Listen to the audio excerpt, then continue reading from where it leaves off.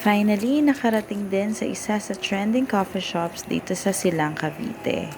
Actually, when eating in different restaurants or coffee shops, we tend to appreciate the place lalo na kapag may mga bonuses.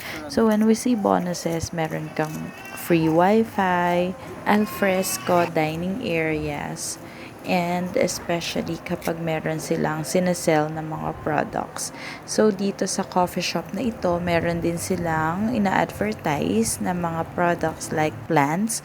If you are plantitas or plantitos, bagay na bagay ka dito. Alam mo, pagkapasok namin dun sa cafe, talagang mafe-feel mo na feeling mo nasa isa kang garden house.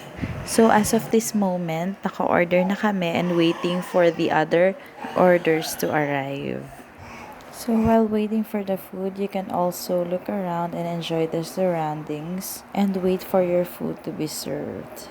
So for those who enjoy the alfresco dining, for those who are coffee lovers, and for those who are plantitos and plantitas, this Hidden Charm Cafe ay bagay na bagay sa inyo.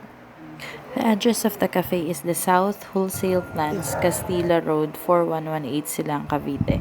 So their opening hours are Monday to Thursday, 9 a.m. to 8 p.m. So for Friday to Saturday, 9 a.m. to 10 p.m.